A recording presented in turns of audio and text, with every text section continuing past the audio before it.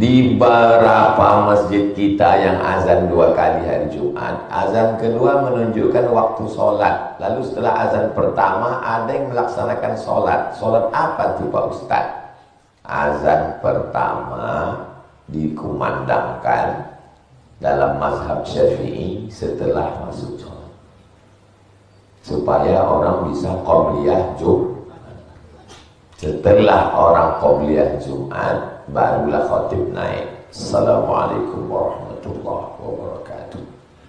Habis itu dia duduk, baru dia khutbah. Kalau mazhab Hambali, azan yang pertama itu sebelum masuk waktu, untuk memanggil orang. Setelah orang datang, baru khatib naik, baru azan masuk waktu. Kalau dia pakai mazhab Syafi'i, azan pertama, habis itu sholat apa namanya?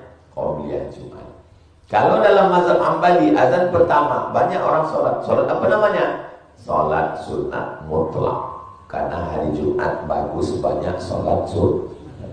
Sholat, masuk ke masjid, sholat hari Jumat, sholat sunat mutlak. Kalau kebetulan 11 masih bisa duha. Sampai jam berapa duha itu baru tak boleh? 10 menit sebelum tergelincir matahari. Jadi kalau sholat zuhur 12.30 masih bisa sampai jam 12.20. Habis itu duduk. Takut tasyabuh dengan orang musyrik menyembah berhala. Apabila seorang wanita ditalak saat haid, apakah jatuh talaknya atau tidak? Karena mendengar kalau masalah ini ada 2 pendapat. Jumhur ulama mengatakan jatuh talaknya, dan ahli hadis seperti Ibnu Taimiyah dan Ibnu Abbas mengatakan talak tidak jatuh. Pendapat mana yang harus diambil? Apakah boleh jika mengambil pendapat seperti ahli hadis berhubung ini terpaksa dilafazkan? Namanya tolak bid'ah. Tolak ketika nanti sharekan ini ya, sharekan tulisan.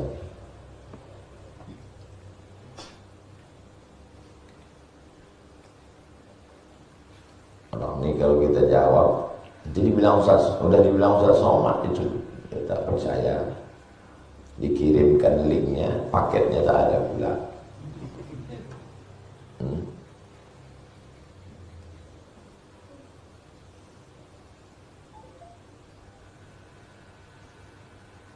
Kalau kita mau mengambil pendapat, yang paling selamat itu adalah pendapat jumhur. Al-jumhuru yarawna anna talaqal haidhi waqi'un. Menurut jumhur ulama, tolak orang yang haid itu waqi'. Waqi' itu artinya sah tolaknya. Tunggulah habis haid bang, aku kalau udah habis haid aku tak marah lagi gitu. Udah sayang sama kamu gitu. Jatuh.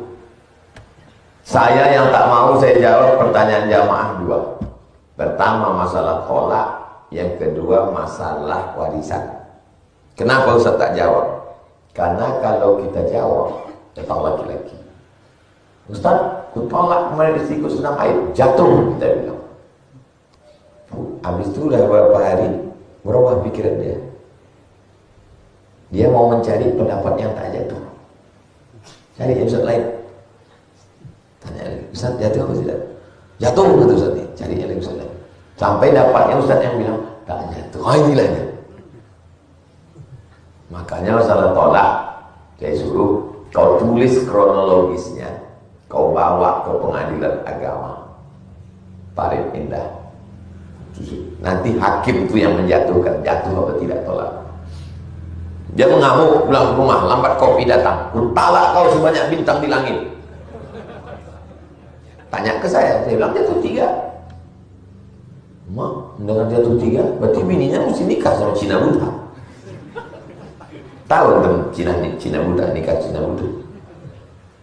Perempuan yang sudah ditalak 3 tak bisa lagi rujuk sama dia hatta tangki hazai hujan layu, sampai dinikahi laki-laki lain. Jadi zaman dulu Kalau udah ditalaknya 3, dia mau balik juga lagi. Dicarinya lah Cina-Cina buta di bagan siapa api. Kok mau kau nikah sama jadaku? Ame gitu. Tapi jangan kau pegang-pegang ya. Ya, itulah asal cerita nikah Cina buta. Pernah tuh dengar? Itulah asalnya. Tanya ke saya bilang itu 3. Dia mau rujuk. Dia bilang, kau cari ustaz lain, kau melaga sama dia. Jadi macam mana? Pergi ke pengadilan. Nanti hakimlah yang menjatuhkan itu talak hakim. Kalau hakim, tak mungkin dia hakim ini cari hakim lain. Berani dia. Karena hakim itu pakai martil, pukul kepala, pakai martil gitu hakim.